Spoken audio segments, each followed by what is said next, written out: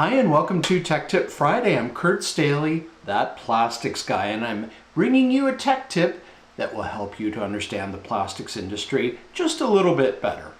And today I want to do something that I don't normally do, and that's actually checking notes. A lot of things I do, I could talk from years of experience, but here's one I actually don't have experience with, but I think it's worthwhile talking about if you're looking at entertaining this particular type of resin. So without further ado, let's have a peek at PEEK. Polyether ether ketone. And this is a very unusual material. It's extraordinarily expensive. It's typically relegated to higher end military or medical applications. And the product is, well, it's extremely expensive. I'm seeing prices in the range of up to $90 a kilo, possibly a little bit more for medical grade product. And if you choose to buy it in 3D printing monofilament, well, it can be even higher, perhaps up to 120 or 130, and I assume that's US dollars per kilo. So you have to use this product very carefully, no scrap, no waste. And what are the key characteristics? And forgive me for reading notes, but here we are. So sustained temperatures up to 500 Fahrenheit.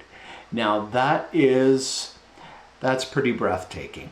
You know, some of us might be familiar with materials like PPS that are high heat materials and commonly used in engine management, you know, like coolant management components. But this is another step above.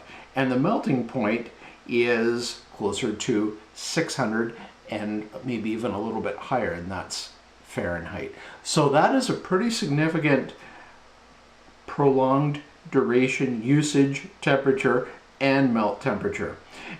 Now, chemical resistance is excellent, and the material itself, it is extremely durable, it is dimensionally stable, and has not only long-term stability, but stable under heavy loads. So for things like bracketry, and again, I'm looking at potential military and aerospace applications in that field.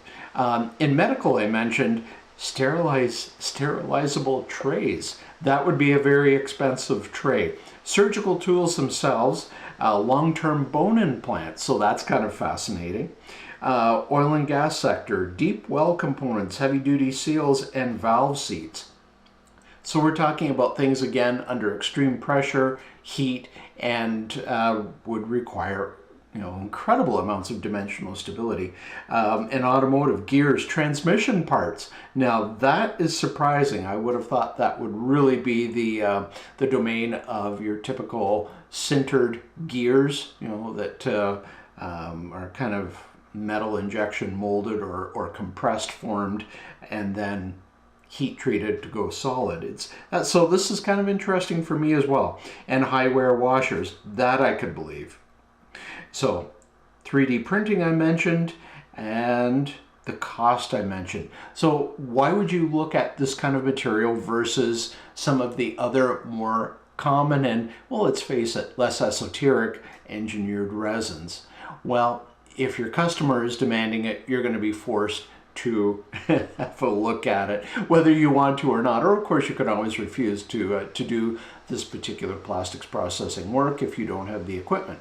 You may be looking at a heating system for the mold that will heat via oil, because typical water coolant solutions will not allow a mold to be brought to this temperature. Again, if you have experience running PPS, you would have experience with oil heated molds. You cannot get water. Water will just simply transition to steam. It's not going to do anything to take heat away from a mold. So you're into some very different auxiliary equipment to back this. This is a tricky one. I think if you're going to look at something like this, you need to be very careful and fully understand the capital costs involved with this. Have a supplier that can give you a very, very strong technical background. And I will freely admit that is not me. I do not supply PEEK. This is not an area that I would actually even consider going in because it's so specialized. So contact a material supplier that has extensive opportunities, extensive background with this particular material, and that's really the best way to pursue it. You have to tap your supply chain for the knowledge to get things done, and they will undoubtedly have referral partners for those pieces of auxiliary equipment that you're going to need to run something this specialized. On the upside, because it is so specialized, there is more than likely an opportunity for extra margin, and quite frankly, you're going to have to build a greater margin in to account for things like scrap and startup, the types of things we don't necessarily worry about too much. But if you're running a material that costs $90 US a kilo, you're going to have to worry about every single, well, fraction of a kilo. So something to consider. That is your tech tip today. Something a little different, something that I'm not immediately familiar with, but I wanted to share with you, get you thinking, and there you have it. Have a great Friday, the first Friday in August. Enjoy the rest of your summer, and we will be back next week with another tech tip, maybe something that is much more usable, but hey, I want to bring something fun to the table too. Have a good one. Take care and bye for now.